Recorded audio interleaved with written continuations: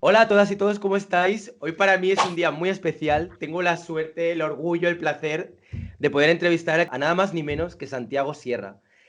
Para aquellos que aún no sepáis quién es este señor, que yo creo que es ahora mismo para mí uno de los artistas más reconocidos españoles a nivel internacional, os voy a hacer, nada, una pequeña muestra de algunas de sus obras más conocidas. Y nada, y a continuación empezamos con la entrevista. Un, dos, tres y...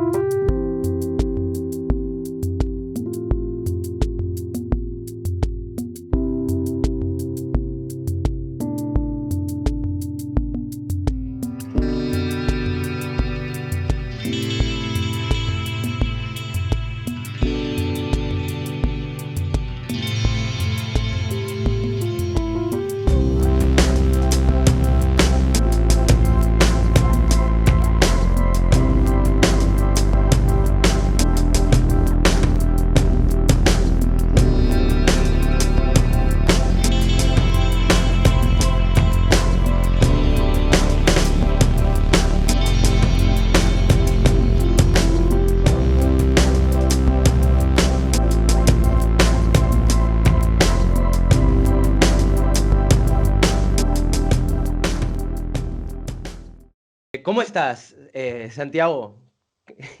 ¿En qué momento te ha pillado a ti todo esto del coronavirus? Porque imagino que debías tener un montón de proyectos, mogollón de historias ahí a medio preparar, quizá viajes y tal, que supongo que se han tenido que cancelar o posponer, por lo menos, ¿no? Sí, sí, ha sido como meterle un palo a la rueda de la bicicleta, ¿no? Es un descarrilamiento total. Había muchos proyectos y además yo me muevo por todo el mundo, con lo cual en estas circunstancias pues es terrible. Suelo Ya. quedarme en casa entre viaje y viaje, me encierro más o menos, pero claro, me encierro yéndome a nadar o yéndome a montar en bici de vez en cuando, haciendo mis compritas, no tan severamente como ahora, ¿no?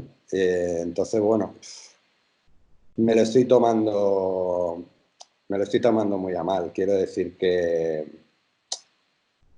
no lo sé, o sea, esto me parece casi un suicidio colectivo. Dentro de cuando nos dejen salir, pues lo que va a haber por la calle va a ser pobres cabreados, muy, muy cabreados, y un Totalmente. arruinada completamente. Y no sé cómo va a acabar esto, ¿no? Tiene muy mala pinta, porque además es a nivel internacional.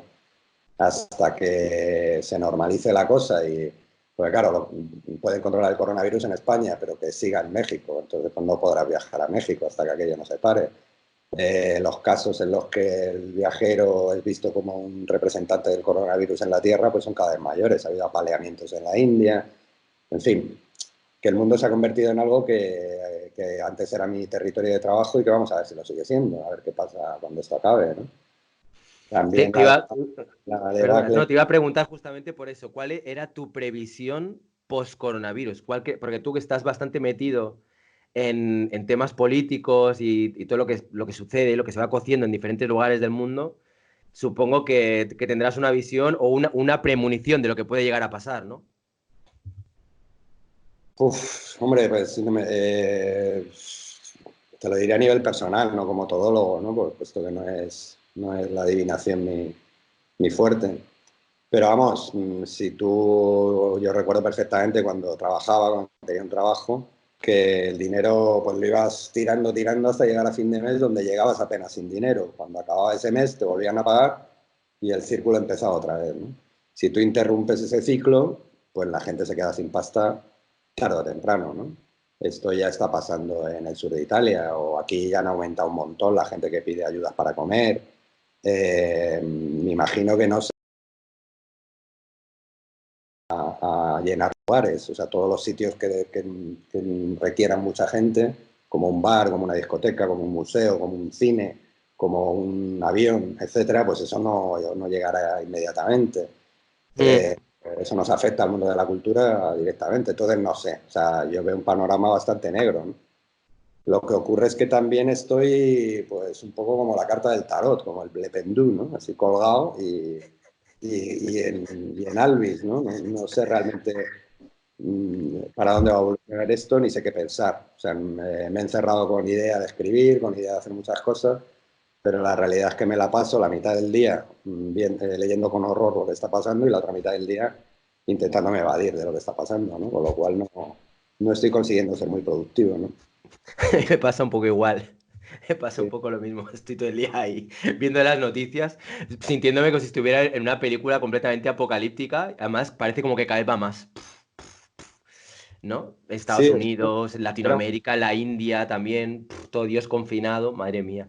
Es Sí, como, joder. estas cosas la culpa la suele tener siempre, bueno, la tiene siempre el Estado y el capital. O sea, los virus o los terremotos o las catástrofes lo que hacen es sacar a flote eso. Es decir, si en México hay un terremoto y se caen un mogollón de edificios es porque se han robado a la hora de hacerlo el material, ha habido chanchullos de todo tipo a la hora de construirlos. Y lo mismo pasa con esto. Si en la India lo primero que ha pasado es que han echado a toda la clase trabajadora que vivía en los barrios miseria de alrededor de las ciudades y toda esa gente pues que no tiene ingreso pues se ha ido a su pueblo. Entonces que tenemos un éxodo masivo como no había desde la partición de la India con Pakistán, ¿no? O sea, una puta catástrofe que es casi mayor que el coronavirus, ¿no? O aquí que tenemos, pues después de años de recortes de sanidad, pues nos encontramos con una situación que es un desviejadero y que es un peligro pues, para el personal sanitario que trabaja sin ningún tipo de protección, ¿no?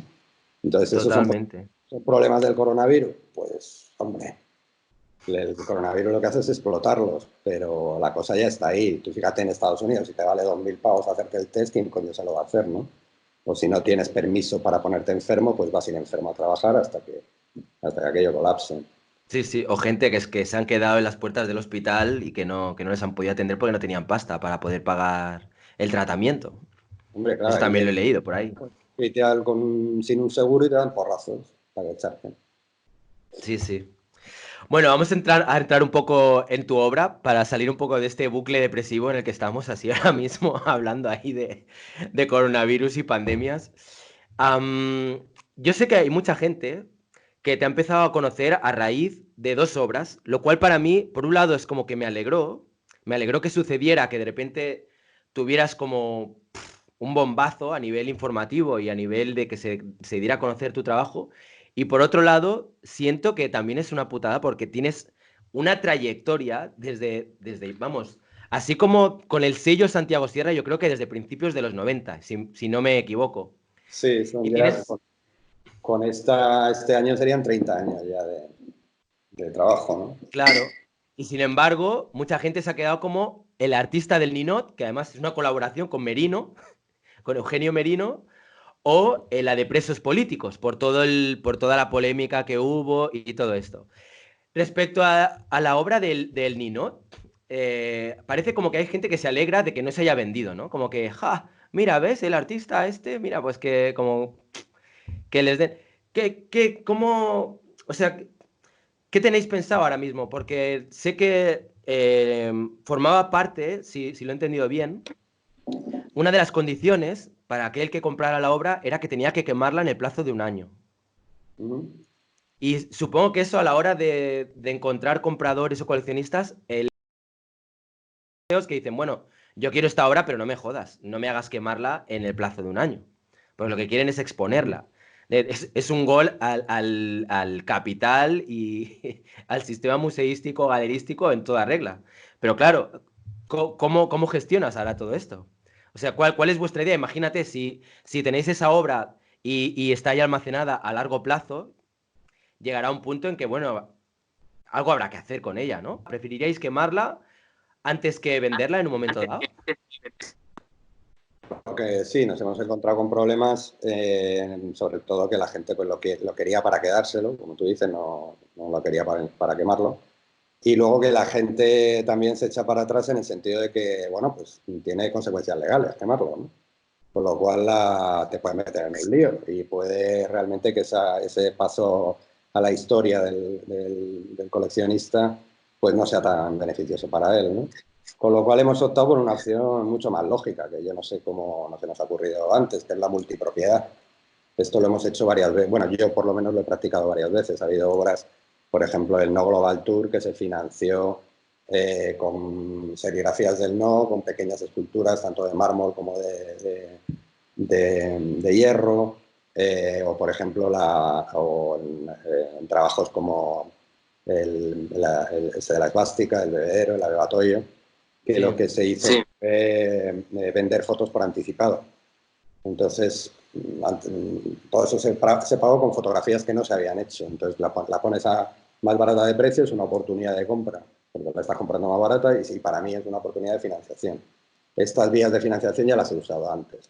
Entonces, cuando vimos que esta situación era así, pues empezamos a ver esta otra posibilidad y esta otra posibilidad va para adelante. De hecho, ya lo tenemos. O sea, ya podemos quemar el linot, ya tenemos recursos para hacerlo. Pero lo que Ahora habéis hecho... Sí, perdona. parece el coronavirus, ¿no? También tiene que ver con la realeza, por lo de la corona, ¿no? En cuanto pase esto, tenemos lugar donde quemarlo y pensábamos quemarlo el 12 de octubre.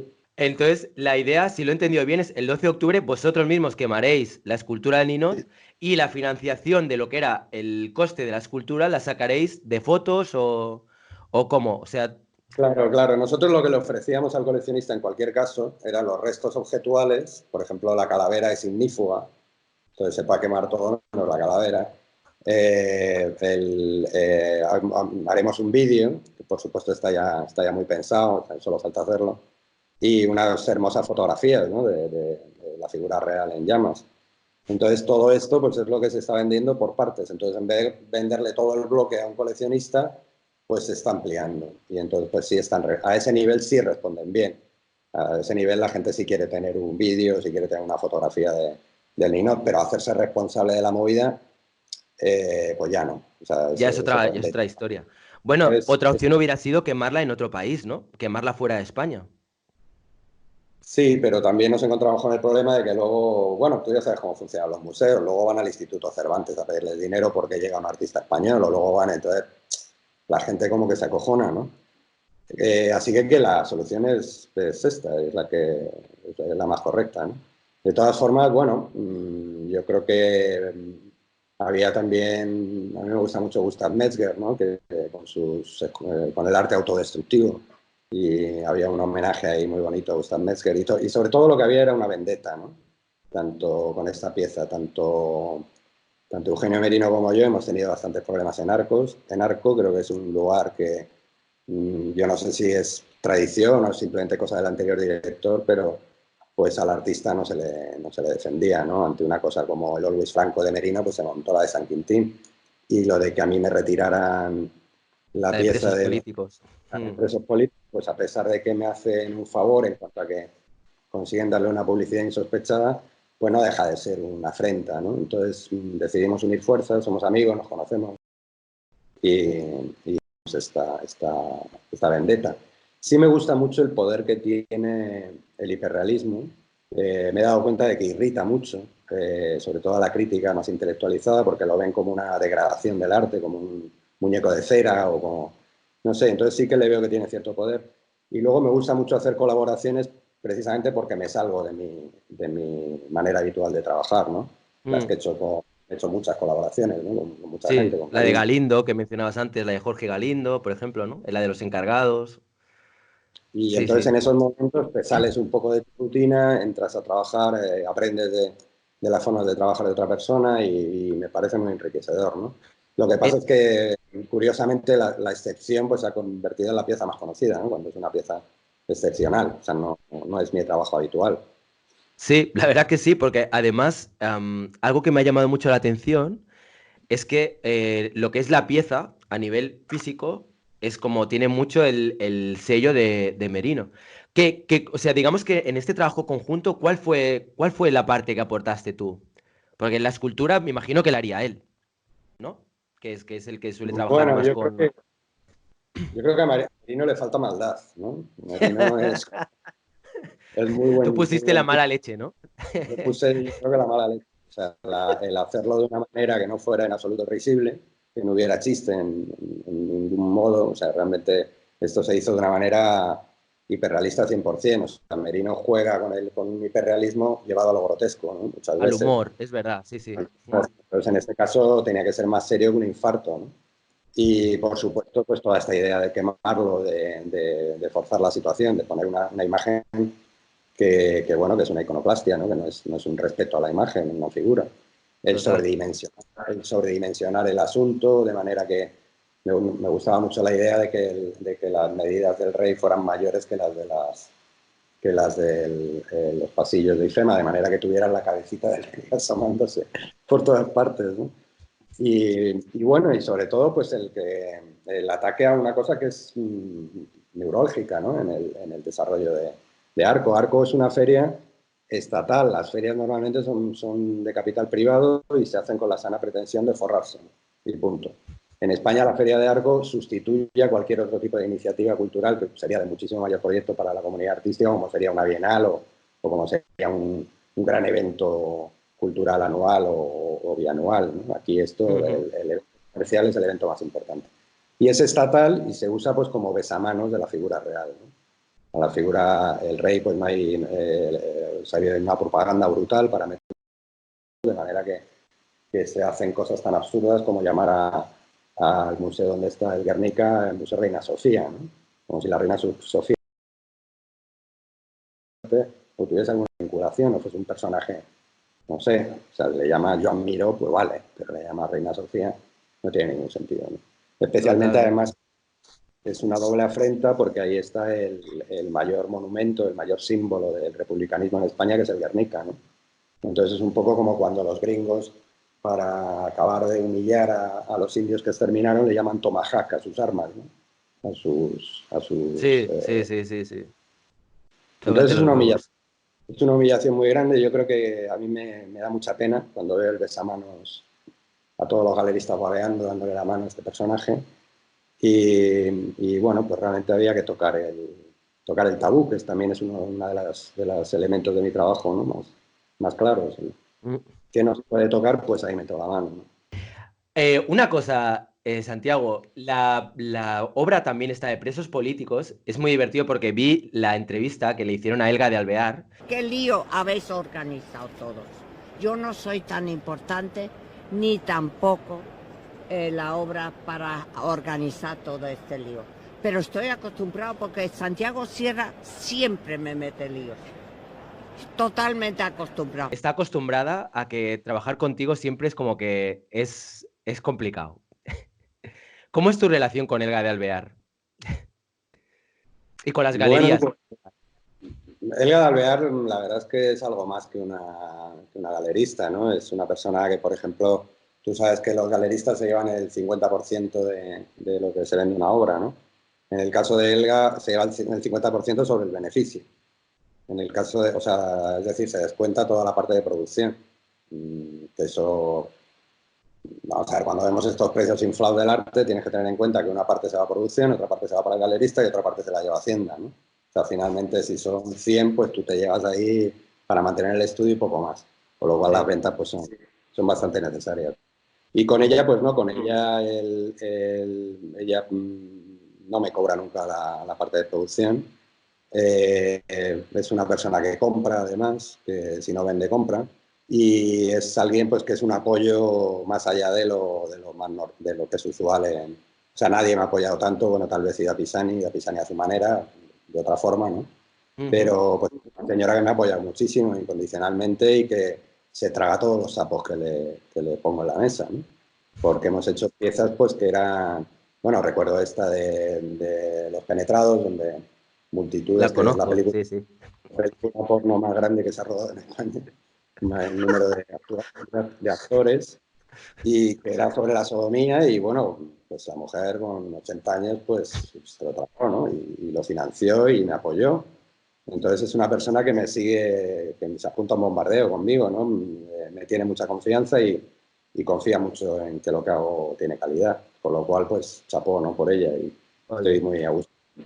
Para la gente que nos esté viendo y que, porque esta obra, la obra de Los Penetrados, que conozco muy bien, no la voy a poder poner en YouTube, porque tal y como está el tema de censura, tío, es que me caparía en el vídeo. Pero bueno, hago una breve descripción de lo que yo recuerdo, porque no la he visto ahora recientemente, pero lo que yo recuerdo es que es una obra en la que hay un montón de personas que supongo que les debías pagar, ¿no? Que les pagarías un dinero y que tenían sexo hombres, con hombres de raza negra, con mujeres de raza blanca, hombres de raza blanca con mujeres de raza negra. Bueno, en fin, era un tutti frutti, ¿no?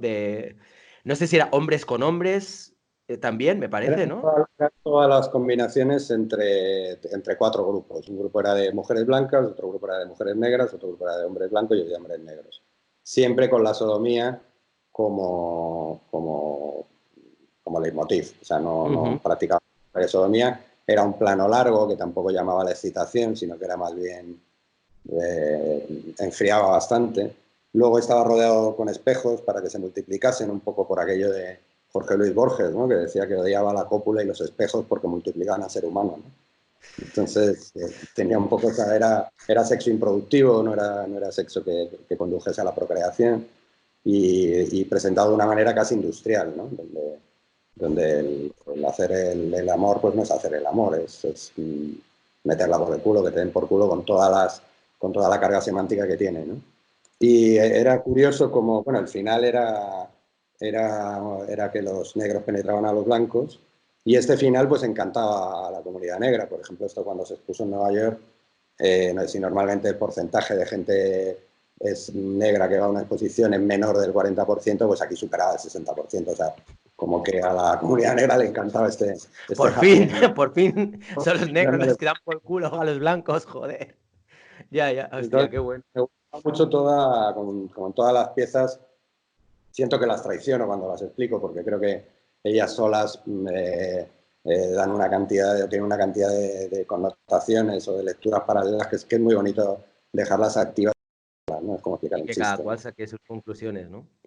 Sí, pero vamos, Luego, ahí, o sea, es que, bueno, la verdad que el adjetivo liante o yo qué sé, el artista que siempre se mete en líos o el artista que la lía, te va al pelo. Me acuerdo también cuando te dieron el Premio Nacional a Artes Plásticas en el 2010. Otro artista se embolsa, no sé si eran, ¿cuánto eran? 30.000 euros, ¿no? Me parece que eran. Se embolsa los sí, 30.000 euros, dice, gracias señores, bueno, yo soy muy coherente, pero joder, para una vez que me dan un premio, pues a mi trayectoria tal, pues oye, tampoco. Pues tú pero yo no, tú renuncias al premio y si no recuerdo mal, vendiste la carta claro, eso renunciando te al iba a premio decir, por el mismo importe.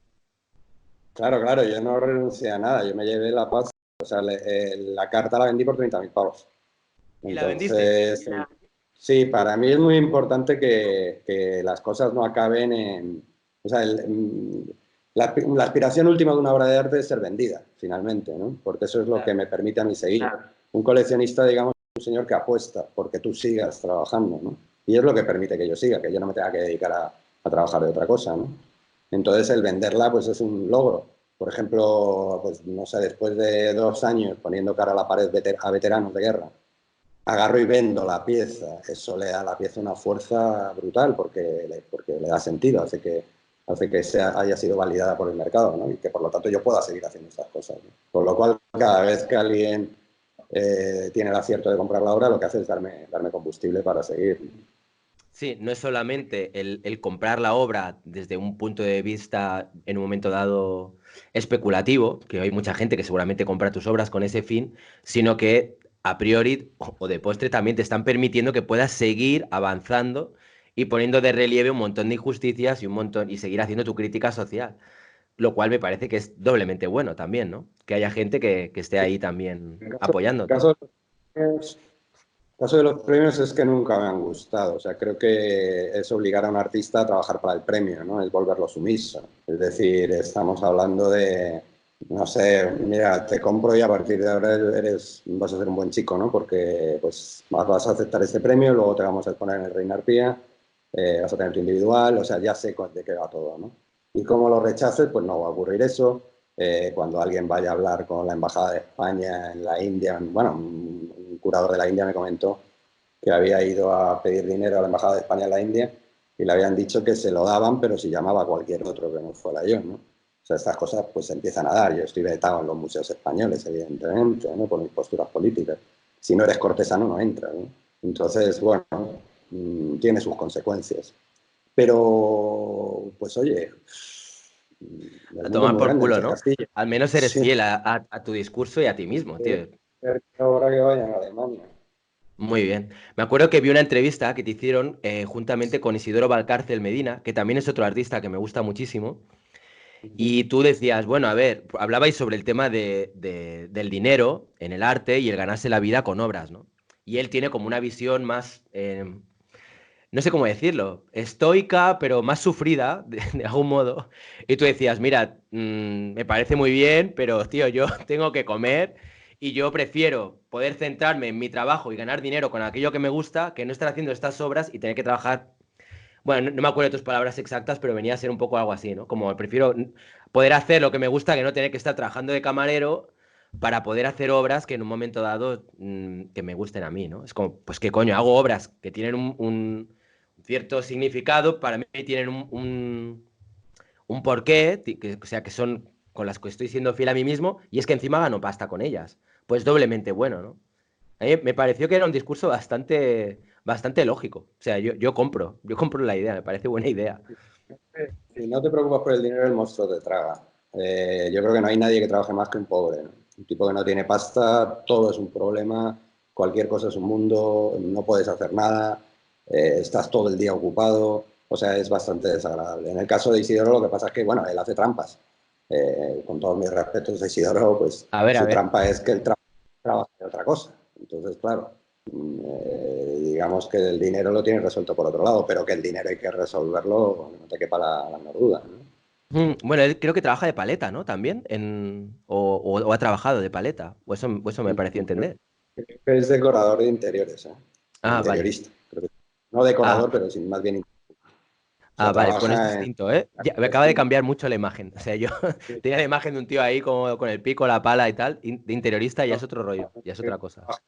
bueno, pues él considera que el arte es una actividad pura y inmaculada que no debe ser contaminada por el dinero. Y bueno, y es su posición. A mí me parece que esa contaminación no la decido yo. Ya nacimos con ese condicionante puesto en esta sociedad, ¿no? Pues En sí, cualquier otra. Si no ganas pasta, no puedes seguir. Con totalmente. la venta de tu trabajo, pues consigues desarrollar una carrera y sin la venta de tu trabajo, pues tu carrera se queda pues en una carrera ratonera, esquinera, no se desarrolla. Oye, ¿y cómo llevas tú el tema del éxito? O sea, en el momento en que de repente tu obra empieza cada vez a subir escalafones, empiezas a ir ganando cada vez más renombre a nivel internacional, ¿vas sintiendo cada vez más peso sobre tus espaldas? Rollo, joder, cada vez es como que el listón está más alto y, ¿sabes? Como esa presión, o te lo tomas con filosofía y bueno, estás tranquilo. Bueno, genera un poco de angustia, sobre todo yo dejé de leer revistas de arte, ¿no? Porque a cada rato me mencionaban y me ponía nervioso, ¿no? Entonces, como que no, ya no las quería abrir, ¿no? Y no me gusta que se me reconozca, que me conozcan la cara. No suelo dar mucho la cara, con lo cual tampoco creo que me arriesgue mucho, pero las veces que me han reconocido me ha sentado mal, ¿no?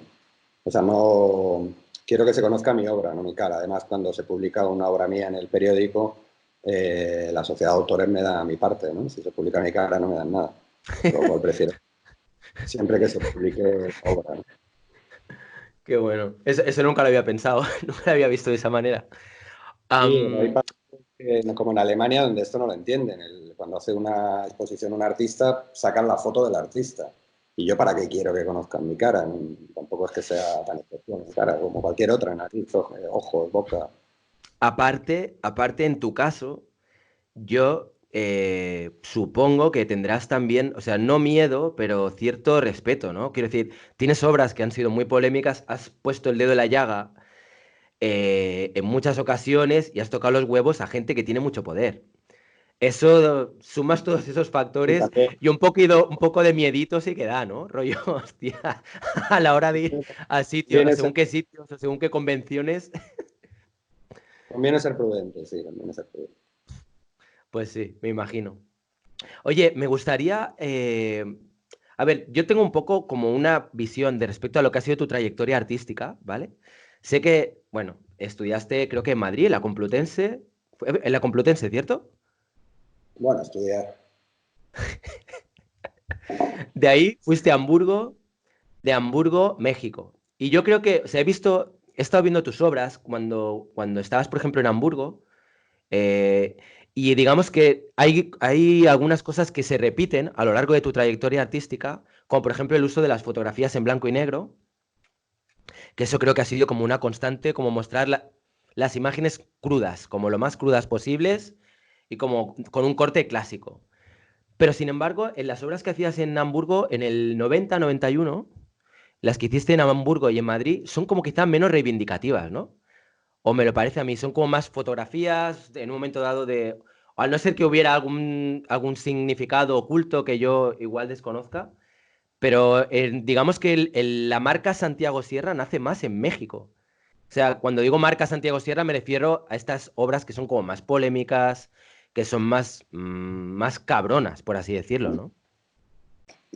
Bueno, hay una referencia, no sé, a la ciudad como un terreno, un territorio fabril. O sea, yo soy de una ciudad donde pues la gente decía que ¿por qué abren la zanja otra vez? O sea, se estaban abriendo todo el rato zanjas para gastar dinero público.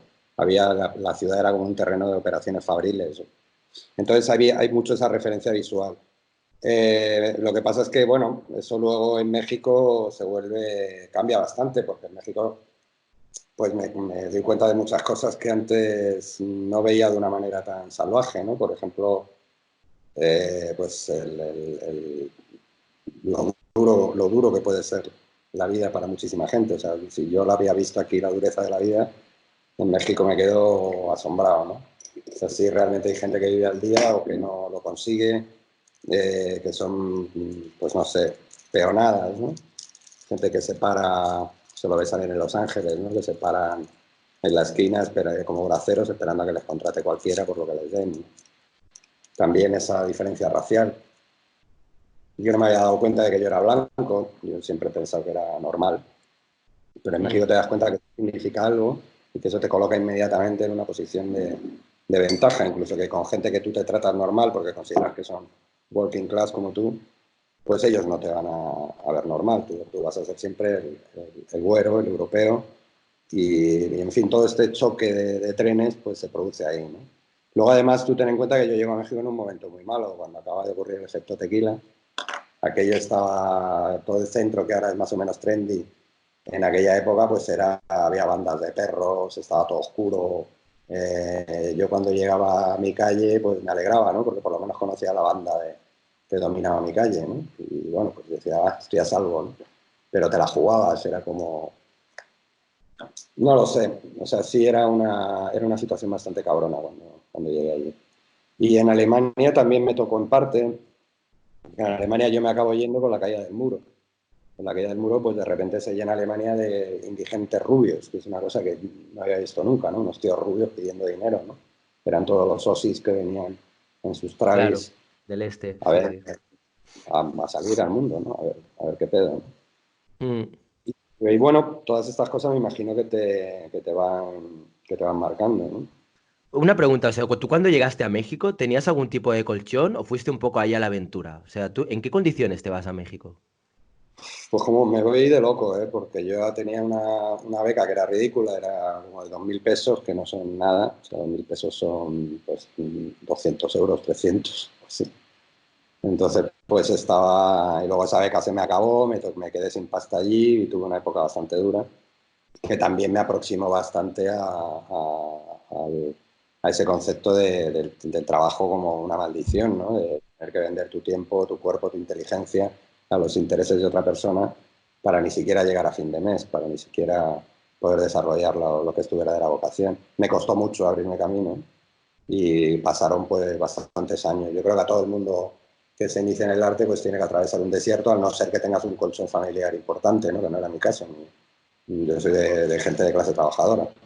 ¿Y Entonces, tuviste que bueno, combinarlo con otros trabajos o para ir sobreviviendo, trabajos de supervivencia o claro, no? Pues, trabajos de supervivencia, pues todo el tiempo. Eso hacía, hecho de todo, ¿no? Tanto en Hamburgo como en Madrid, como en México. Lo que pasa es que, bueno, que en México la verdad es que me costó un montón, pues porque el pago del trabajo pues es menor que en cualquier otro lugar, ¿no? mm, Entonces también eso me hizo ponerme muy a las vivas. Necesito galería, necesito vender, necesito... tal vez yo tenía un radicalismo mayor en el sentido de que no existía todavía ese objeto vendible. Los objetos vendibles los empecé a hacer cuando expongo en la East Gallery en Los Ángeles. Entonces, a partir de ahí, el mismo galerista me propone hacer fotografías, ¿no? Que es de lo que vive muchísima gente. Artistas muy radicales, luego te venden la fotografía. Aquello fue un éxito y las empezamos a vender. Y dije, bueno, pues ya lo tengo. Haz lo que te dé la gana, pero luego deja una fotografía, deja un testimonio, un resto objetual. Para Que se poder pueda ir vender. tirando. Si no, el monstruo te traga, ¿no? Y una pregunta, la imagen como medio romántica que debe tener mucha gente de al igual que el país, que Picasso en 1900 en París, ¿no? Como que uno se imagina, pues eso, a Picasso con todos sus contemporáneos ahí reuniéndose en los cafés y tal. ¿Hubo en algún momento una imagen similar en el México de los 90 con Orozco, con Francis Ellis, con Melanie Smith o Pablo Vargas? ¿O eso es todo una construcción que no se corresponde con la realidad? Sí, había contacto. Yo me acuerdo, bueno, menos con Orozco. Orozco, cuando yo estaba en México, él no estaba. Aparecía ya, era una persona de éxito, aparecía por allí pues ya como un triunfador en Nueva York y Ujú. con unas aires de superioridad que hacían inviable el tratarse con él. Pero Francis, por ejemplo, siempre ha sido una persona muy, muy fácil de llegar, ¿no? Un tipo muy normal, ¿no? Yo Mm. me acuerdo, íbamos sobre todo a la panadería de Joshua Ocon, un artista mexicano que tenía un espacio cultural que todos los jueves inauguraba. Era una cosa hacían una exposición por semana, tenían una capacidad de trabajo brutal y además eran buenas. Y ahí también pues, se tomaba unos chelas, hablaba con los amigos, los festivales de performance también, que en Madrid era una cosa completamente marginal y endogámica, donde el público era el mismo performance que había estado ayer, era el que hoy estaba de público. Y allí pues veo que los performance convocan a multitudes, que hay gente en fila dando la vuelta a la manzana, eran eventos importantes, ¿no? De ahí, por ejemplo, pues surgen grandes amistades con Enrique Yesí, con Teresa Margolles, sobre todo, con que en un tiempo éramos inseparables, ¿no? Es una persona que ha cambiado mucho mi trabajo y a la que yo creo que también he cambiado mucho su trabajo, o sea, y nos intercambiamos fluidos culturales, digamos, ¿no? Mm. Y, y sí había ese encuentro constante. Me gustaba mucho esta capacidad de hablar entre bandas, entre diferentes bandas, ¿no? Yo creo que aquí hay bandas también en Madrid que no se tocan, se ignoran completamente ni se juntan jamás, ¿no? Y en México se juntaban, o sea, sí podías encontrarte incluso a nivel interdisciplinario, ¿no? Pues te conocías a músicos, conocías a gente que estaba dedicada al cine, a la Qué bueno. arquitectura, cultural. Me gustó mucho. También me parecía menos llorica que en Madrid. En Madrid me daba mucho la impresión de que la gente estaba en su estudio encerrada esperando a que llamase un galerista de Nueva York, ¿no? Y allí la gente, pues si no tenía dónde exponer, exponía en su casa, quitaba los muebles, hacía la exposición, llamaba a los colegas Se buscaba más la y vida. ya estaba, ¿no? Ese saber que no te ayuda a nadie y que te tienes que buscar la vida hacía tremendamente interesante a los mexicanos. Yo incluso también tuve una sala en mi casa, ¿no? Se llamaba Regina 51, un espacio de Ah. arte que era mi habitación, quitaba los muebles y exponíamos allí, ¿no? En ese contexto, cuando estabas allí en México, de repente empiezas a trabajar con tu serie de acciones remuneradas. ¿Es así? Fue ahí, ¿no? Ahí en México. ¿Y la primera cuál fue? ¿Y cómo surgió? O sea, ¿en qué momento le pasa a Santiago Sierra por la cabeza la idea de decir, mira, voy a pagar a gente por hacer trabajos como metáfora de lo que vendría a ser el neoliberalismo? Yo creo que es un poco algo bueno, que no es que haya sido una invención, sino que simplemente es poner en primer plano algo que se colocaba en último plano, o sea, algo que no se contaba, ¿no? Si tú tienes una modelo y eres un pintor y estás pintando una modelo, pues es una persona que necesita el dinero, que está ahí por algo, que recibe tanto dinero. Y claro, pues si luego tú lo titulas el cuadro Oda a la primavera, pues no pasa nada, ¿no? Yo prefería titular ese cuadro, pues señorita remunerada por 20 euros para permanecer inmóvil 4 horas en mi estudio, ¿no? Entonces creo que los títulos son bastante importantes. El título no me gustan los títulos rockeros, me gustan los títulos concisos. no solamente haciendo referencia al arte conceptual, sino a los clásicos títulos del estilo El Quijote, ¿no? Donde se cuenta cómo el Quijote se encuentra con un molino y dice que, o sea, ese título que explican, ¿no? Que cuentan, mujer con violín y ves una mujer con violín, ¿no? Entonces, me gustaba eso. Entonces, en ese esfuerzo, por sincerarlo, surgieron estos títulos. El tema, yo quería buscar una manera radical.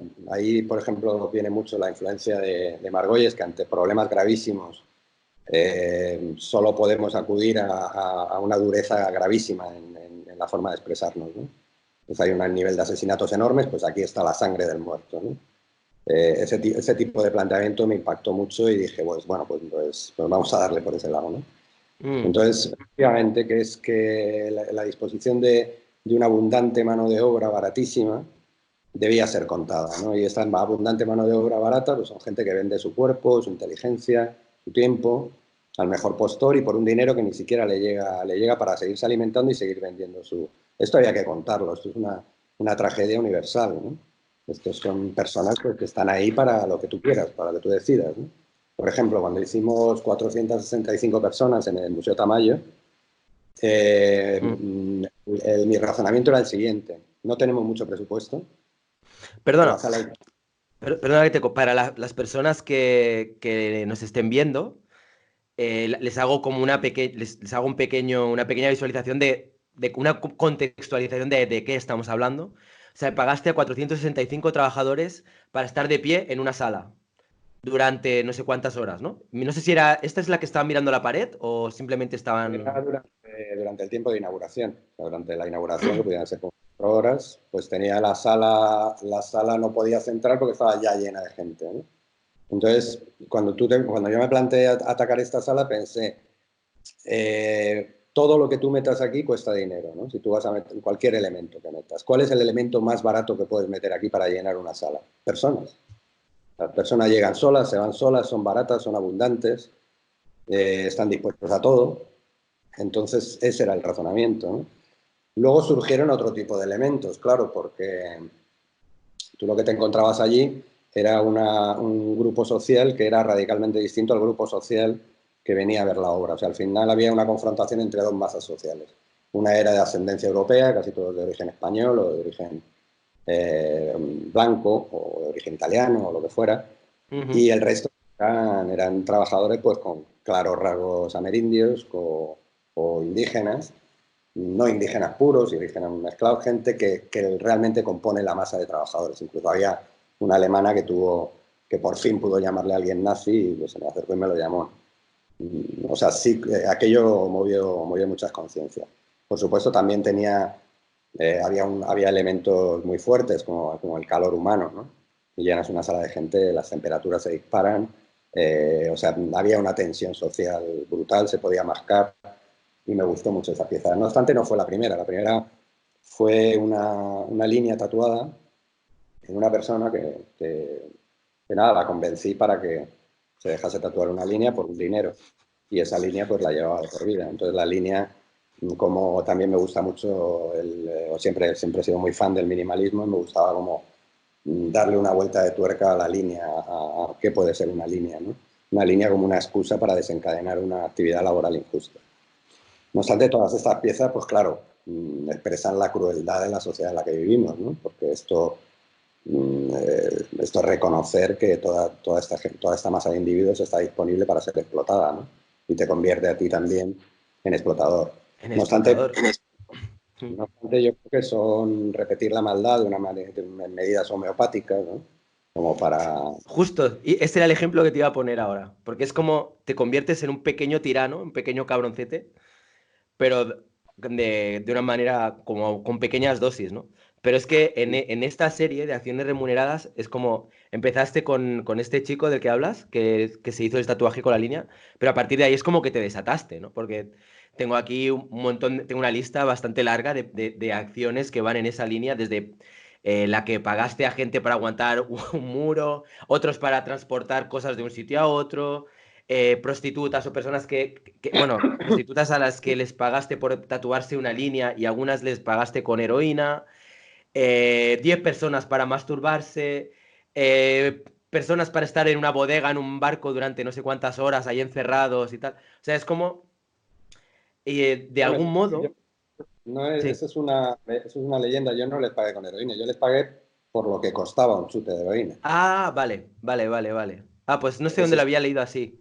Como que a les la- habías pagado con a chutes de los que heroína. pagué, a los que pagué directamente con heroína fue a unos chicos en Puerto Rico, que hicimos como una tonsura duchampiana, pero que significaba lo contrario. En vez de gesto de liberación de Duchamp, era un gesto de esclavitud, de unión, ¿no? Se juntaban las cabezas y les rapábamos una línea. A estos chicos se les dio heroína porque tenían problemas, habían tenido problemas, eran adictos, y habían tenido problemas con el dealer. Entonces no se podían acercar a comprar porque les pegaban si se acercaban, ¿no? Entonces hubo que, en vez de ellos, lo normal hubiera sido darles el dinero, pero ellos dijeron, por favor, ve tú a comprarlo porque nos quiere matar el dealer, ¿no? Y efectivamente, pues son dealers que están con su pequeña UCI, con sus... O sea, es un ambiente chunguito, ¿no? Y bueno, ahí hubo que pagarles con heroína, pero esa fue, a las chicas lo que se le pagó es con el equivalente a una dosis. ¿Qué quería contar Vale. con esto? Pues la necesidad, la extrema necesidad. De comparar la extrema necesidad de vivir con la extrema necesidad que puede tener un adicto, ¿no?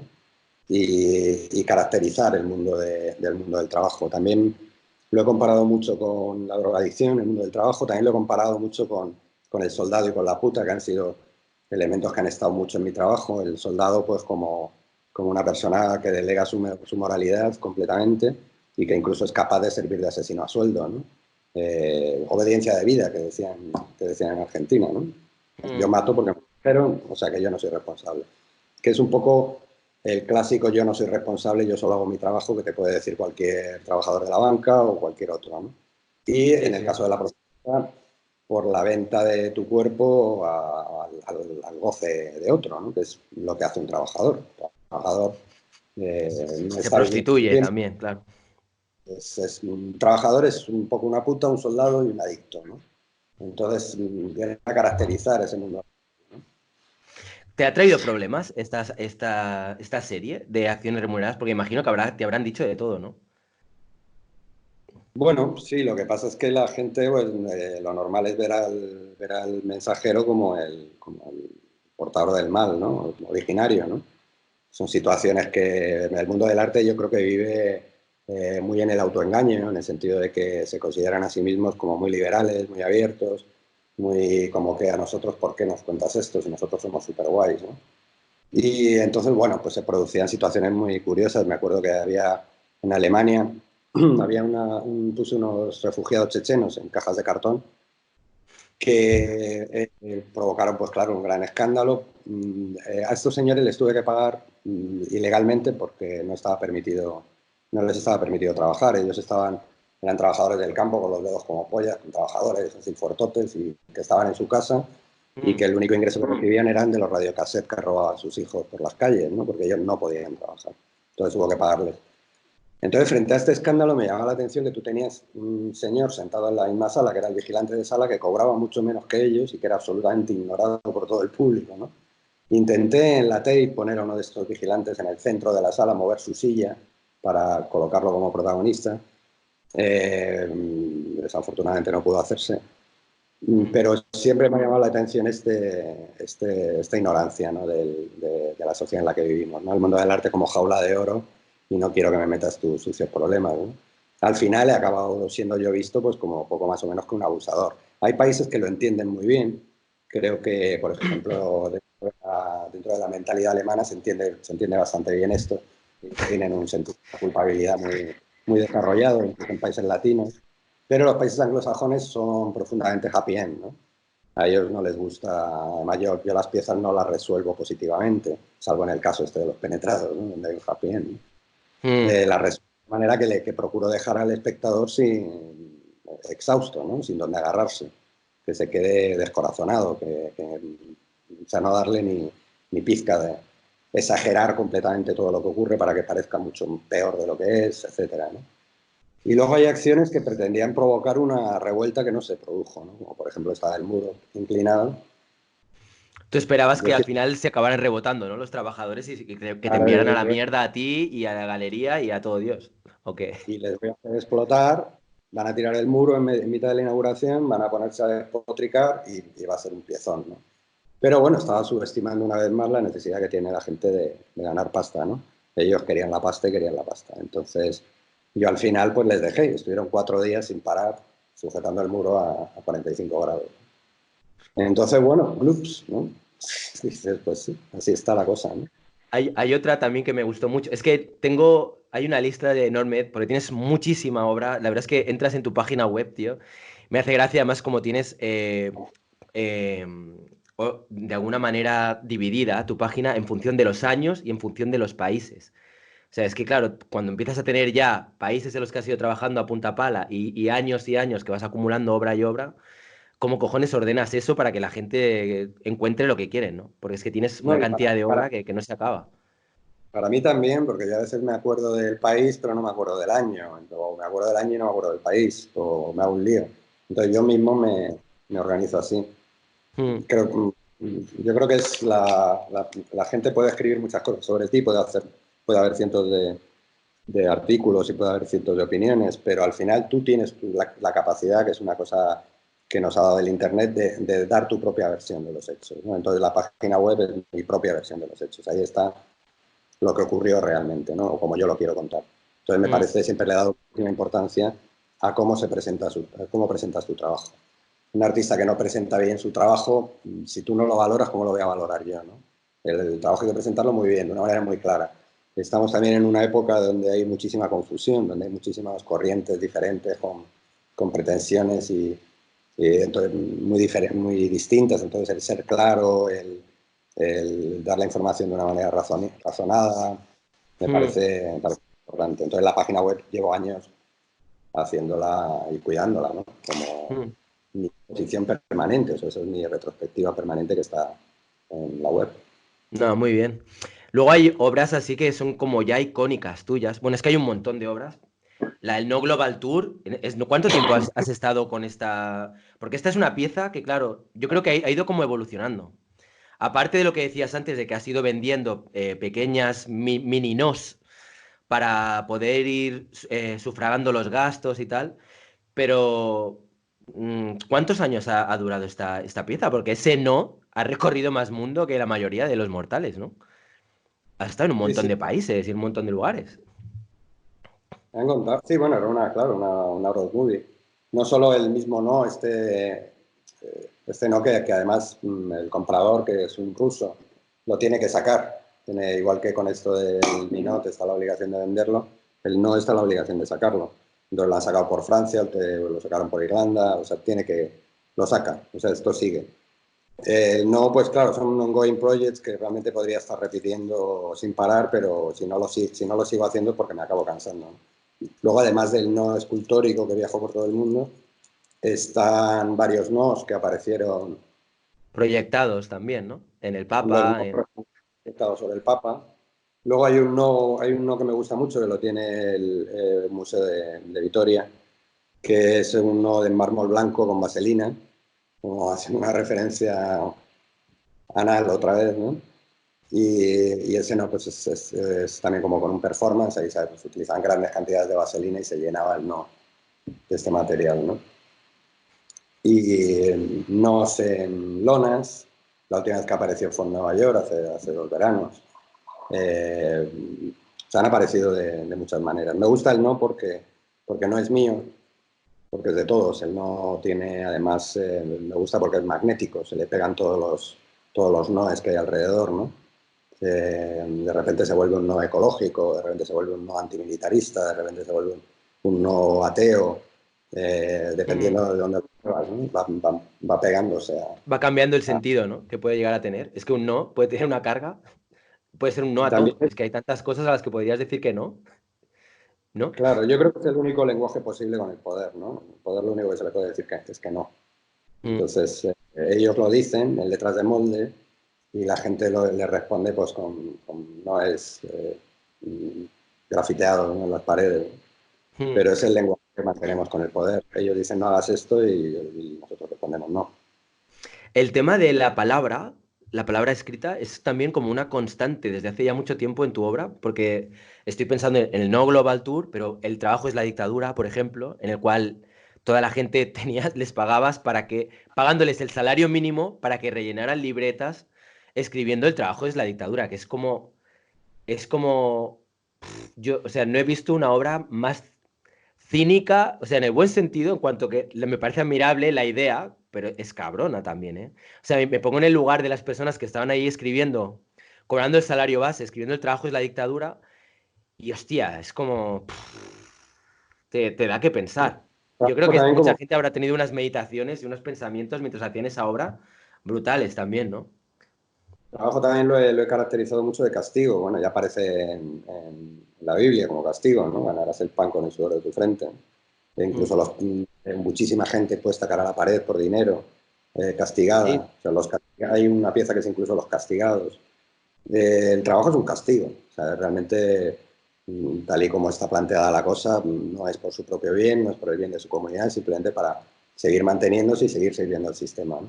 Para que unos disfruten de sus maravillosas vidas, pues otros se tienen que joder y encargarse de mm. todas estas tareas, ¿No? ¿no? Y obras como esta lo ponen de relieve que flipas, porque vamos, hostia, es como realmente muy, muy poner el dedo ahí donde duele.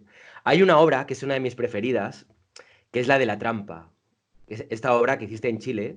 Esta me parece brutal. O sea, para la gente que no sepa de qué trata, o sea, a ver si yo la entendí bien, ¿vale? Si digo algo mal, me corriges.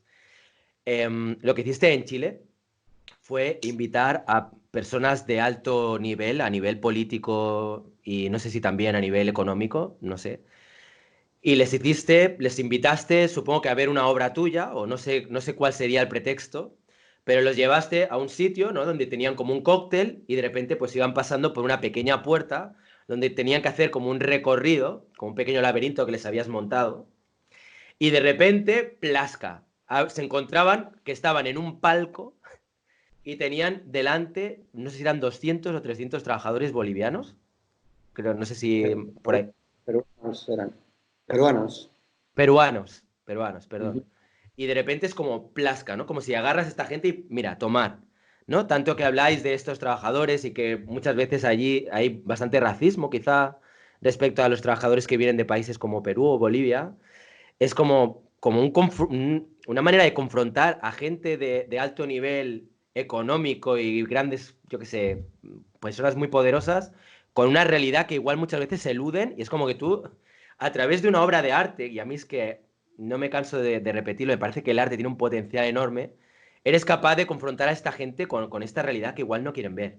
Y aparte, después de verlo, les hacías salir por una puerta trasera y ala, directamente a la calle, ¿no? Venga, nada de volver al cóctel y explicar a la gente lo que hay. A la casa y ya está. Esta Sí, obra me eran parece como, brutal. como los cajones que se ponen a los toros, los encajonamientos, ¿no? Ellos cuando pretendían volver el lugar donde habían ido, nosotros ya habíamos cortado ese camino con una tabla y no tenían más remedio que irse por otro camino que les conducía a la calle. Entonces se iban sin ninguna Salud. gracia, iban un poco. Y bueno, eso fue también la suerte, ¿no? La oportunidad, en el sentido de que conocía, estando allí en Chile, haciendo mi primera visita, pues conocía a un miembro de la alta sociedad en el que conocía a toda esta gente y en el que podían confiar. Pero es que tuvimos hasta el ministro de Presidencia, el ministro de la Defensa.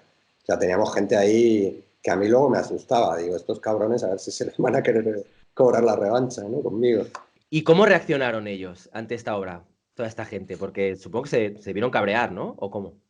Sí, sí, se lo tomaron a mal e incluso había gente del mundo de la cultura, bueno, menos alguno que era más claramente cómplice, había gente pues, que sí, que se enojó porque ¿por qué a mí? O sea, ¿por qué me haces esto a mí, no? Y las instrucciones que tenían los trabajadores, yo les decía que recordar por qué estáis aquí, recordar cómo la estáis pasando en este país y recordar que los que vais a ver son responsables en parte de cómo estáis, ¿no? Entonces que eso se refleje en vuestras caras. Y ellos la verdad es que cuando salieron tenían una cara de pocos amigos. Sí, sí, he, Mm, he visto el vídeo en tu web.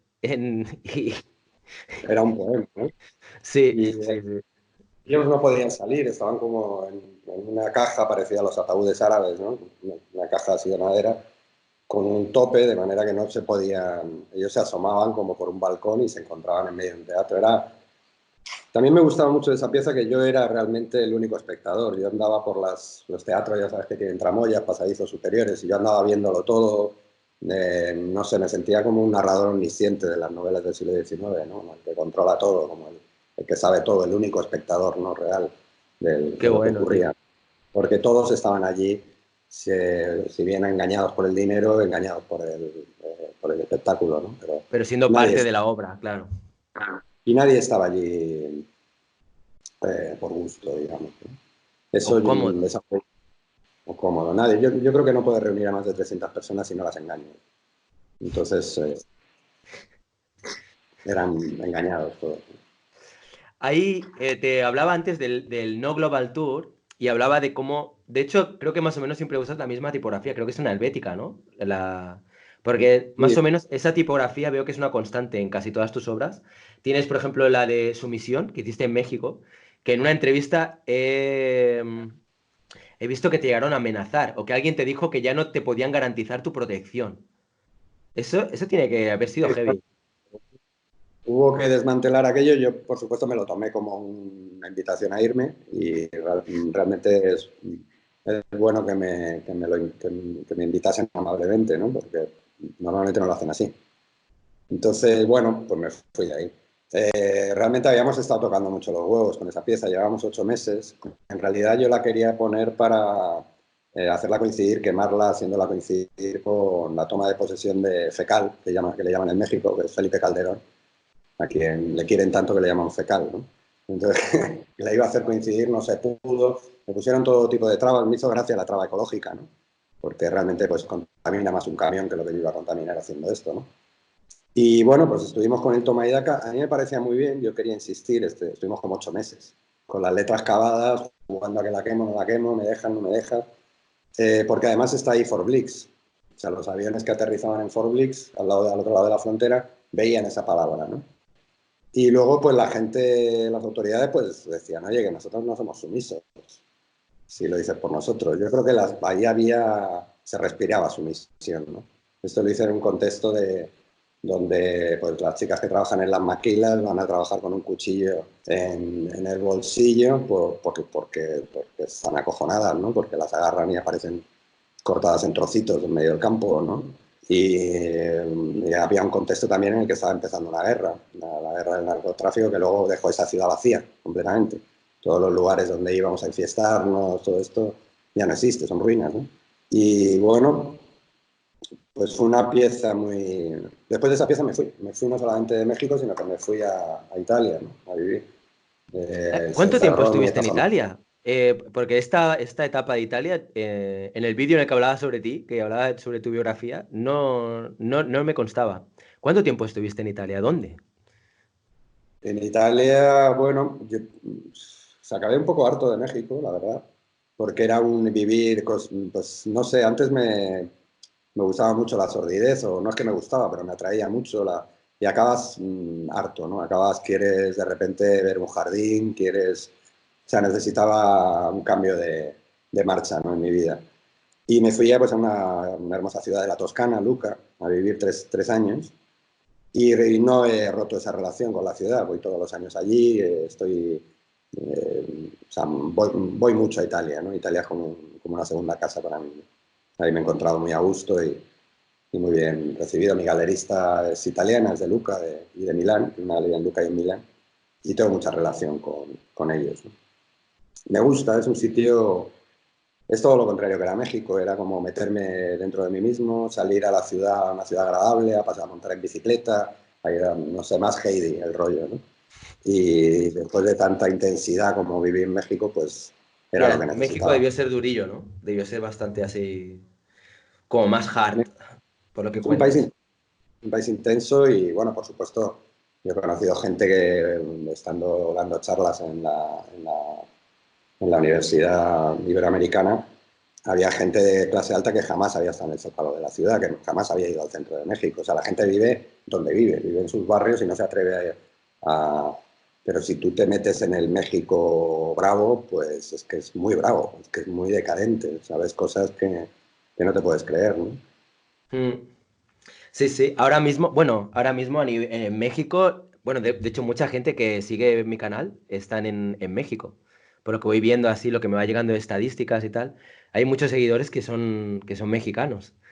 Y la verdad es que yo lo que tengo, la sensación que me transmite México es como que tiene una escena cultural súper fuerte, pero como que hay como, de algún modo, dos polos muy antagónicos y como muy, muy pujantes. Por un lado estaría la escena del arte conceptual, que allí tiene un gran peso por todos estos artistas de los que hablábamos antes, pero por otro lado tienes una Belina Lesper que más bien es de corte reaccionario, ¿no? Que lo que quisiera, da la sensación de que lo que quisiera es como volver un poco a 100 años atrás o algo así.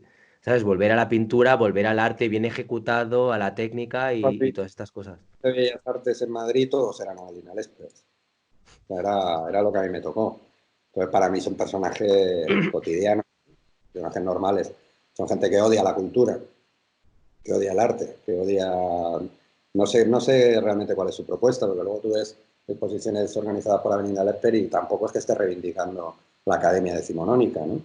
Son pintores más o menos flipados, ¿no?, de la vida y sin mucha gracia. Entonces, bueno, eso también ocurre aquí, ¿eh? También ha habido aquí 40 años de dictadura y eso se nota. Se nota en que la gente no... O sea, un artista en Italia es un dios.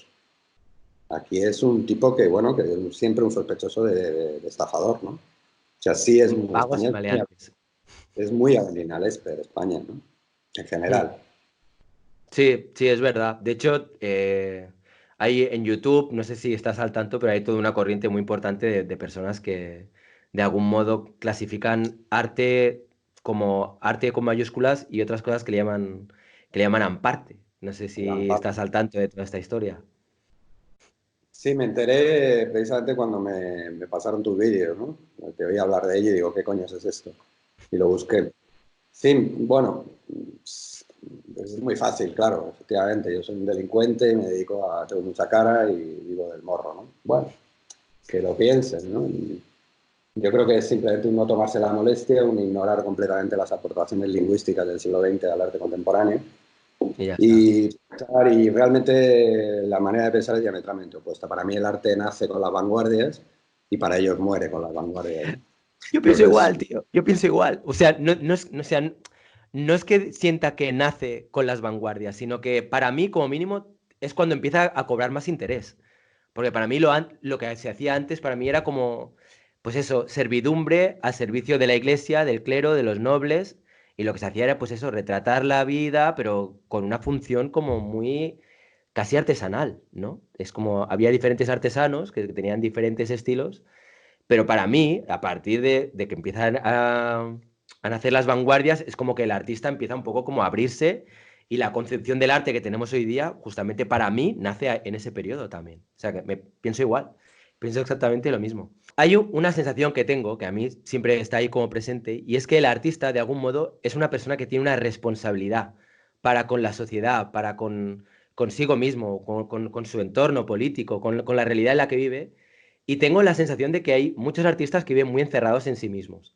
¿Cuál es tu percepción de todo esto, tío? O sea, cuando tú ves, por ejemplo, exposiciones donde ves personas que están hablando, pues yo qué sé, de sus traumas, de sus historias y que están como encerrados en su propia nube, ¿qué sensación te da? bueno, yo te comentaba al principio, no sé si eso quedó grabado, bueno, que yo soy muy reacio a lo que son las biografías como parte nuclear de la obra del artista, ¿no? El efecto este de Frida Kahlo, del Van Gogh, de Dalí, de personajes que, bueno, que donde se valora más que se cortó la oreja que su obra, o que ha sido paralítico que su obra, o su extravagancia, ¿no? Entonces, ahora mismo sí hay muchas carreras que se sostienen sobre orígenes culturales, sobre aspectos biográficos, sobre preferencias sexuales. Me parece muy bien, pero no es mi rollo, ¿no? No me gusta. O sea, yo creo que a una obra de arte me gusta ver la obra de arte, ¿no? Fijarme más en... El artista luego puede ser un pendejo, puede tener una biografía decadente, no lo sé. Lo que me interesa del arte es el arte, no tanto el ver la vida privada del artista, ¿no? Hmm. Sí, sí, te entiendo. Oye, y a todo esto, a lo largo de tu carrera, o sea, Comentabas que en México, por ejemplo, tuviste una relación muy estrecha con Teresa Margolles. ¿Es Margolles o Margoles? Porque yo he oído a gente llamarla Margoles y otros Margolles. Margolles, bueno, es un apellido asturiano, es Ah, vale, Margolles. vale, vale, vale. ¿Has tenido algún referente? Dime, dime. No, no, dime tú. No, te iba a preguntar que si has tenido algún referente, así que digas, mira, para mí estos artistas son artistas que o bien son referentes o bien que yo digo, me quito el sombrero, me gusta el trabajo que están haciendo. Uf, pues hay una larga lista, ¿no? Empezando por Ulrich Ruckrin, por ejemplo, me encantaba esta manera que tenía de trabajar con la piedra, de manera que el único resultado formal era el corte necesario para extraer la bancada de piedra. Es un bloque de piedra y estaba el corte para sacarlo. Era luego una escultura a la vez minimalista y a la vez megalítica, como donde el trabajo era fundamental, o sea, ahí lo que veías eran las marcas del trabajo, eran dibujos laborales o esculturas laborales. Eso me ha gustado muchísimo. Franz Walter, que tuve la ocasión de dar clase con él, o de que fuera, aunque cuando daba clase con él no me interesaba, me parecía, era un tipo que le iba muy bien, incluso tenía, me acuerdo que llevaba una chaqueta y se le veían los billetes asomar, los fajos, como muy profesor así. Pero luego me inspiré bastante en él en el sentido de que sus obras de arte se activan con la presencia del actuante, o sea, son obras laxas donde no hay nada, hasta que no llega, o sea, por ejemplo, hay un cuadro con una manga, entonces hasta que no llega el actuante y mete la manga, la obra no queda activada, ¿no? Todo esto lo sustituí yo con trabajadores en vez de con actores, ¿no? Me interesó muchísimo también Stanley Brown. Stanley Brown, una persona de un radicalismo total, que también conocí en persona, que en aquella época en Hamburgo pues me interesaba mucho más que Franz Walter, ¿no? Es una persona que si tú hablabas de algún detalle biográfico suyo te denunciaba. Si tú publicabas una foto suya te denunciaba. O sea, él era como un guardián celoso de sí mismo y quería que solo se viese la obra, que él desaparecer, él como no estar, ¿no? En un precedente de posturas que luego han tomado otros artistas, como Bansky, ¿no? Sus obras eran contar sus pasos, sus obras eran de un vacío espectacular, ¿no?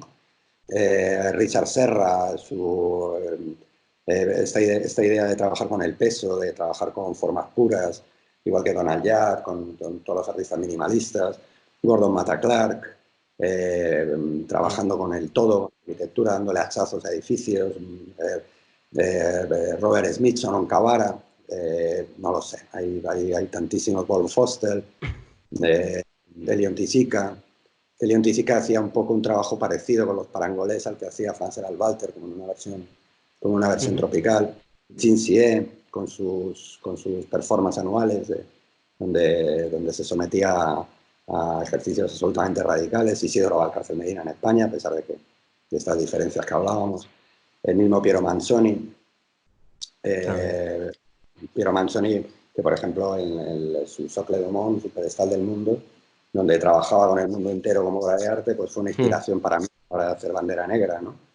O Kunelis, con el que he trabajado, con el que he hecho performance con él. ¿Quién? Es que no se ha oído bien, se ha cortado ahí. Yanis Kunelis. Yanis Kunelis. No sé, Hay un hay montón. muchísimos.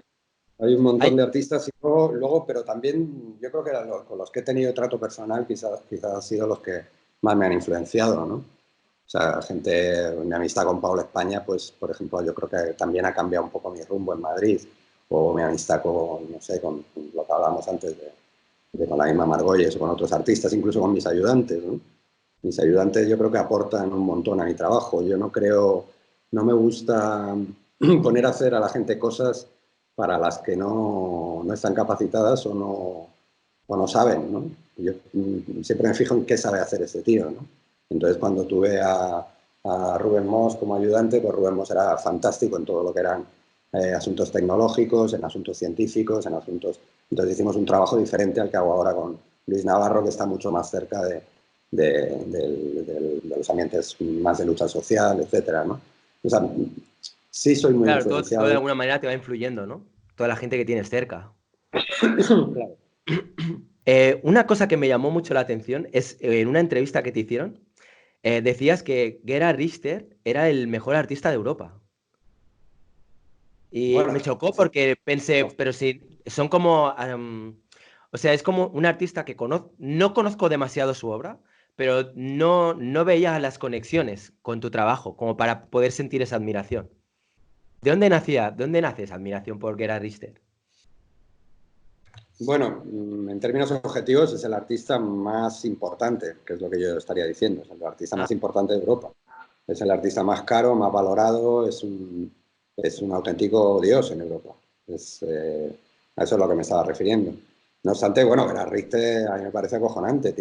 Sobre todo lo utilizo como referencia a las series que hizo sobre la Baader-Meinhof, que se expusieron tranquilamente en todos los museos alemanes. No hubo periodistas que pusieran el grito en el cielo, ¿no? Y aquí de repente hablas de presos políticos y te crucifican. Entonces decía, bueno, chicos, que el artista más importante de Europa está utilizando esto. De él me gusta mucho el tema del pixelado. Él es el primero que empieza también tiene una obra muy diferente, ¿no? De unos cuadros a otros. La Catedral de Colonia misma está toda llena de píxeles, ¿no? Y de pixelar caras. Y me gustaba mucho esta idea, que yo la empecé a utilizar precisamente cuando hice la pieza de la sinagoga de Stommel, en esa donde pieza, tío, ¿cómo no te he preguntado por ella? Esa pieza es un piezón también. A ver, cuéntanos un esa poco pieza de lo de la sinagoga. En esa pieza yo quería hacer una pieza que fuera un homenaje a la generación alemana, una generación que a mí me ha influenciado mucho, alemana, de artistas que fueron directamente afectados, que son artistas de posguerra, directamente afectados por el nazismo, ¿no? Por ejemplo, Mm. había una referencia a la bomba de miel de Joseph Beuys. Cuando los tubos entraban en la sinagoga, recordaban completamente las esculturas de Bajés. El mismo espectáculo alarmista que ocurría con máscaras, con tipos en la puerta, con los bomberos, con todo ese ambiente de seguridad, recordaba muchísimo a los de Collage de Wolf Hostel. La forma de transmitir la información era muy Gerhard Richter, porque estaban pixelados todos.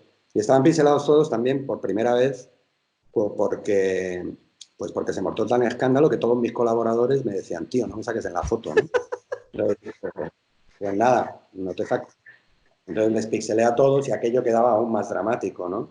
A partir de entonces, en todos mis vídeos, todas las personas que salen pixeladas para protegerles y para evitarme firmar contratos, ¿no? Entonces era una pieza que homenajeaba a mucha gente, que pretendía ser muy reconocible para el público alemán.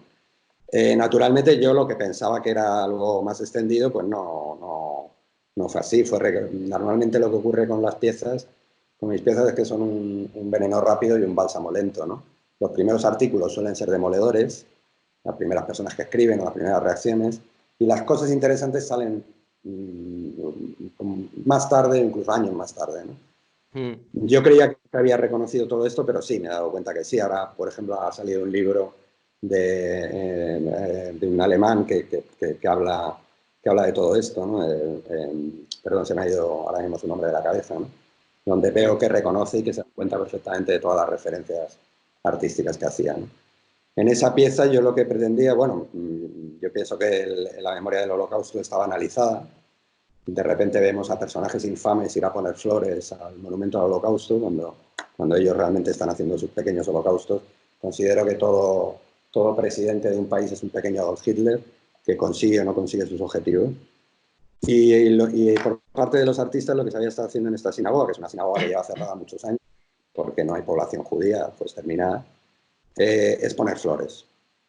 Se hacían esculturas o intervenciones artísticas que no pretendían problematizar, que no pretendían realmente recordar, sino que pretendían homenajear, ¿no? Y yo creo que el recuerdo, y al igual que la historia, si nos sirve para algo es para el presente, ¿no? Para analizar el presente, ¿no? Quise utilizar un elemento muy cotidiano, que son los automóviles, el humo de los automóviles. También estaba la referencia muy clara a Gustav Metzger, otro que me quería mucho él a mí, él lo entendió y se sintió muy homenajeado. Tú sabes que Gustav Metzger tenía estas piezas con humo de automóviles, donde mataba peceras llenas de naturaleza, pues las conectaba con el humo del automóvil y las mataba, ¿no? O la pieza esta que se intentó hacer para la Documenta, que eran muchos automóviles llenando una carpa de humo. Entonces había también una referencia a él. Él también es un artista un artista judío que se fue muy de jovencito a Londres y que no ha salido de Londres en toda su vida, ya murió pobre. Y bueno, Para la por ahí gente que va. nos esté viendo, pero te hago un pequeño inciso. Estamos hablando, porque igual hay gente que está escuchándote, pero dicen, bueno, pero más o menos, estamos hablando de una sinagoga que tú cerraste, que metiste unos tubos conectados, no sé, a coches entonces era, o sea, la cuestión es que había, ahí no se podía respirar, está lleno de humo, era gas. Coches a los vecinos del pueblo, les pedí que me dejasen sus coches, que tenían aparcados Conectaste normalmente. todos los tubos de escape mediante tubos adentro de la sinagoga. Y en la sinagoga, de manera que si tú te quedabas dentro de la sinagoga sin una máscara de seguridad, pues te morías. Te Así morías. se suicida. Entonces, lo que hiciste era brindar máscaras de gas para que la gente pudiera entrar en la sinagoga y entrar en la sinagoga totalmente envuelta en un humo irrespirable que si te quitas la máscara te mueres. O sea, Y mayor luego además, poesía. esto lo hicimos además en invierno. Normalmente estas exposiciones se hacen en verano. En verano la naturaleza en Alemania pues, es maravillosa, es muy verde. Y en invierno pues recordaba un poco la dureza de los campos. Era una, no sé, era una referencia más como a Dachau, a esos campos de exterminio nevados y Hay, donde la vida era. hay muchas obras tuyas que tienen, que yo las veo como, o sea, tienen un mensaje duro, un trasfondo político, pero hay muchas que yo las veo como muy cargadas de poesía. Y hay una que a mí es como la que más me emociona, hablando en términos poéticos, y es la que tienes persona obstruyendo una línea de containers que hiciste en Estocolmo. Esa pieza, tío, yo creo que le pones una música un poco sensiblera, tío, y es que te entran ganas de llorar. Bueno, al menos a mí, yo no sé, tío, igual es que soy muy sensible, pero es una persona obstruyendo todos los containers que estaban llegando y según el camión intenta moverse para poder pasar, la persona se mueve y no deja que avancen los containers. Tío, me parece brutal, ¿sabes? Como una, yo qué sé, además, aparte de las referencias que pueden haber a Tiananmen, ¿no? Y la escena que estaba el hombre delante del tanque y que no lo dejaba pasar y es como, hostia, el ser humano vulnerable, uno solo, delante de un pedazo de mastodonte, tráiler, tropocientos mil kilos que pesan los bicharracos estos, cargados de mercancías, de cosas para consumir, y de repente la persona ahí como, plan, ahí plantada y como si fuera un toro mecánico diciendo, yo no me muevo. Yo no sé, por cierto, a quién le pagaste para hacer eso, pero vaya, vaya huevos que le echó al tema, porque la verdad. A una chica bajita. Una chica bajita Hostia, qué bueno, tío. Muy bien. apenar aún más las dimensiones para que se viera más brutal la diferencia entre la persona y el tráiler. Busqué a una persona especial con aspecto flacucho, debilucho, pequeña, como precisamente para exagerar ese David contra Goliat, ¿no? Son piezas pues para obstruir los flujos del capitalismo, ¿no? Igual que la de contenedor en el periférico, ¿no? Un contenedor que puse en el anillo periférico de México para bloquearlo, ¿no? Ahí, venga, Entonces, ahí, con dos huevos. ¡Hala! Venga para allá. ¿Le pediste permiso para hacer eso? ¿O directamente contrataste un camión y dijiste, mira, a ver qué pasa? claro, eso no se pide permiso, hombre. Eso tú lo haces y punto. Tampoco es tan raro, ¿eh? Porque los traileros en México hacen esto cada vez que se cabrean. Cada vez que tienen algún problema, pues te cortan las vías. Y el conductor se lo pasó muy bien. Y me dijo, ya acabamos. O sea, por él hubiéramos estado más tiempo. A él me Qué parecía muy pasada. bien. Esta de. Claro, al señor que me prestó el camión era de Jumex, que es de un coleccionista de arte, tiene una fábrica de zumos, y entonces se lo pedí y me lo dejó. Qué bueno. Nada como tener contactos, ¿no? Y más para cuando tienes que hacer obras de esta envergadura, tío. Que necesitas a veces hay un. El mundo del arte se conoce a mucha gente al final. Ya, también es verdad. Luego hay otra obra también que me impactó, tío, es que la verdad es que no pararía. Los encargados me impactó un montón, pero hay lo que hiciste en el pabellón español de Venecia en el 2003, creo que fue. De repente, de que la gente no podía entrar en el pabellón si no tenían el carnet, o sea, el DNI o el pasaporte español. Qué brutal, tío. Esa es brutal. Yo no sé, Sí. no sé yo no sé dónde te vienen las ideas, pero la idea esa es muy buena, tío. Bueno, el mismo contexto te da las ideas. Payel realmente los pabellones de Giardini pues son pabellones nacionales. Los países chingones tienen su pabellón.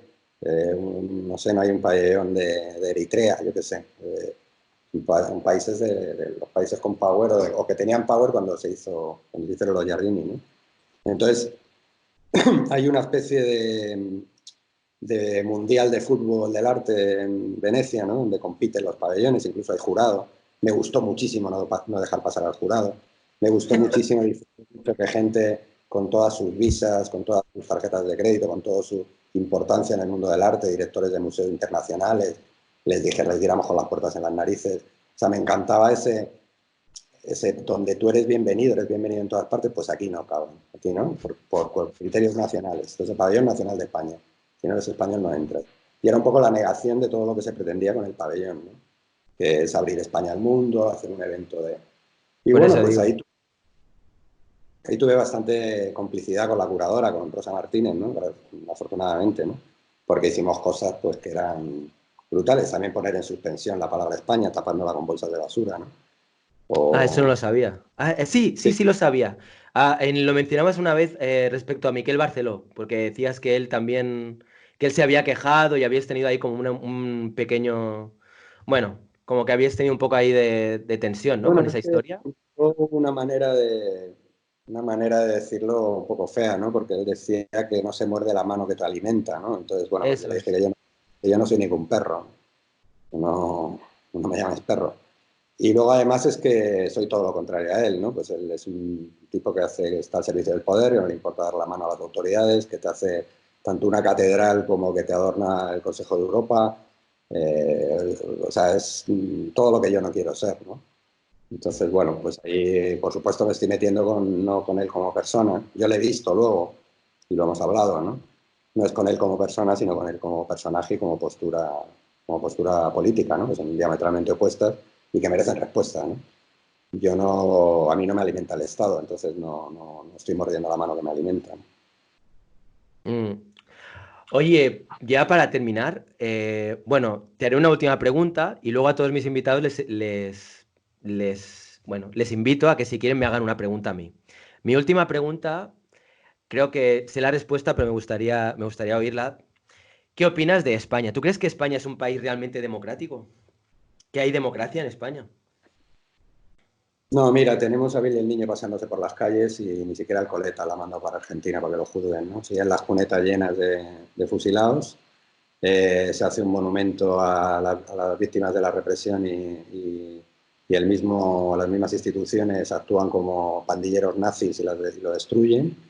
Sigue estando la figura del rey, que ya ni siquiera se pregunta en las encuestas si lo queremos o no. Es un trágala y punto, que a los reyes de España les hemos echado ya varias veces de este país y vuelven siempre manu militari, acompañados de los peores enemigos del pueblo español, como puede ser Franco.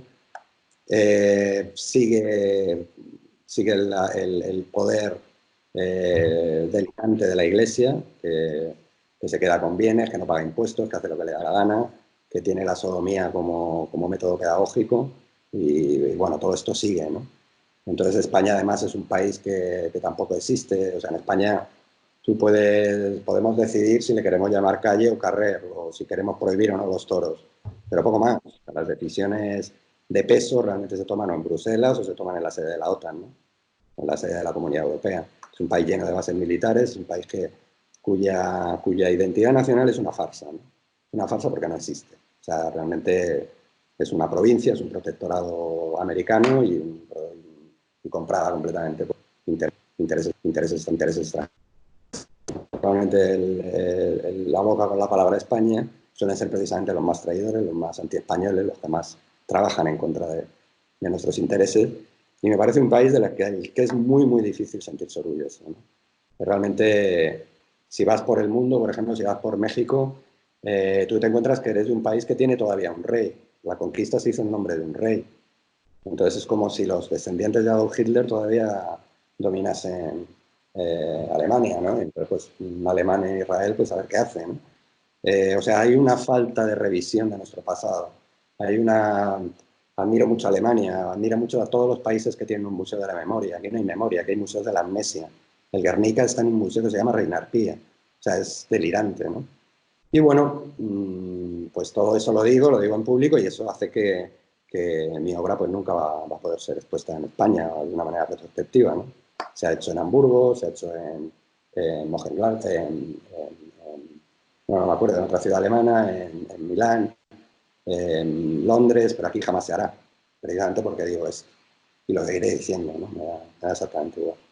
La verdad que aquí lo del tema de que se censure el arte, que se pueda censurar artistas, me parece brutal. Y luego te voy a decir que yo hay momentos también que como artista, a veces, o sea, tengo miedo a decir según qué palabras, decir según qué cosas, es como defender según qué posturas, es como tienes que tener bastante valor en este país para decir con libertad lo que puedes legalmente, lo que puedes opinar, sino que se lo digan a Willy Toledo, que se lo digan a Baltoni, que se lo digan a Hasél y a ti, y a Eugenio Merino y a tantos otros artistas que habéis sido censurados, encarcelados, perseguidos.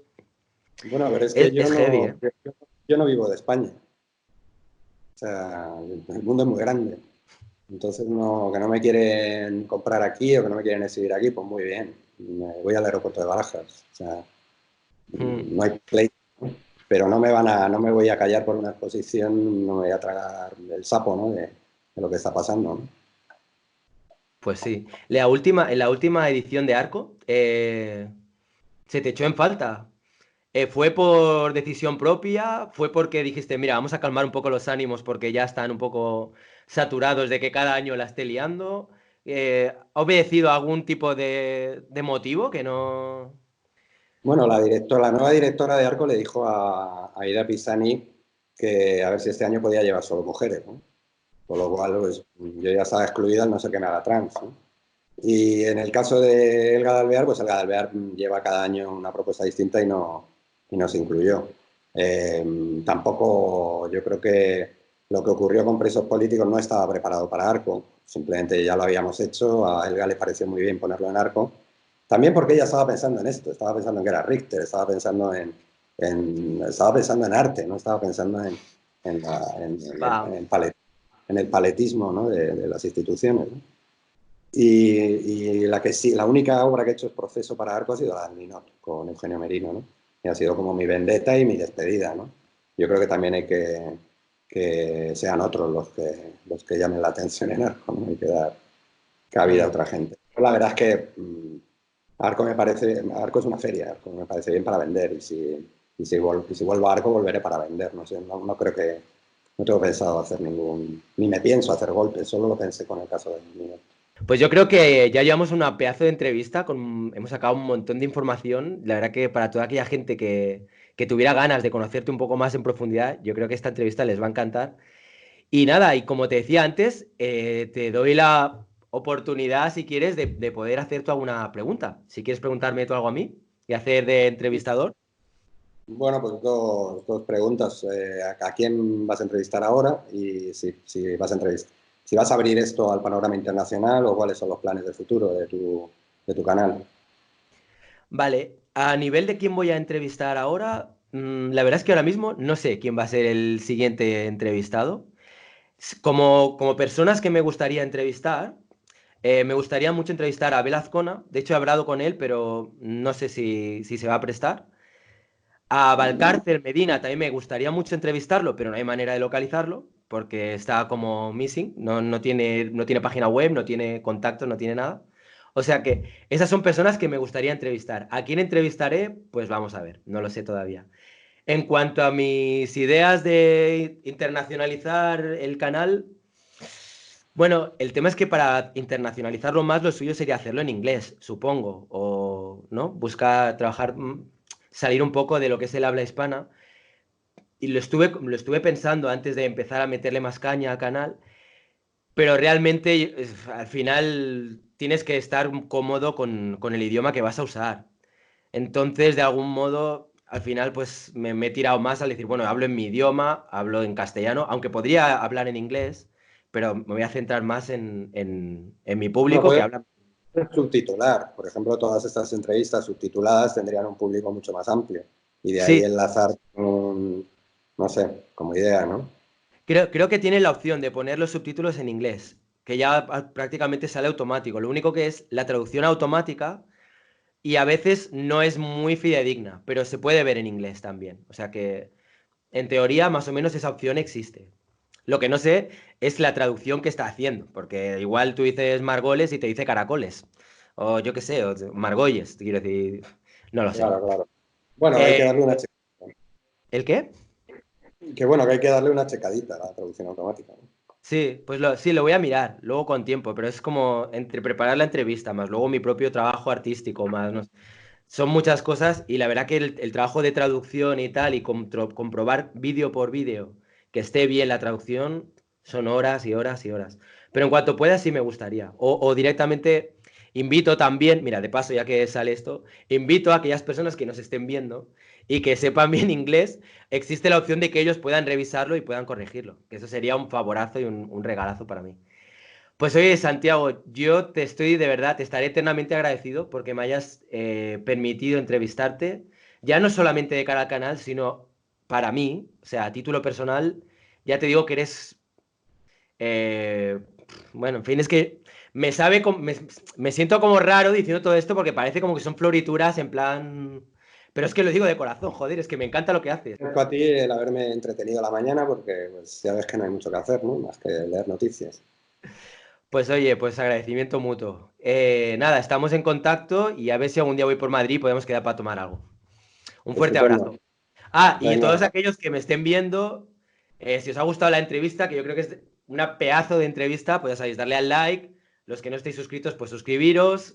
Y nada, y nos vemos muy pronto en el próximo vídeo. Un abrazo, chao.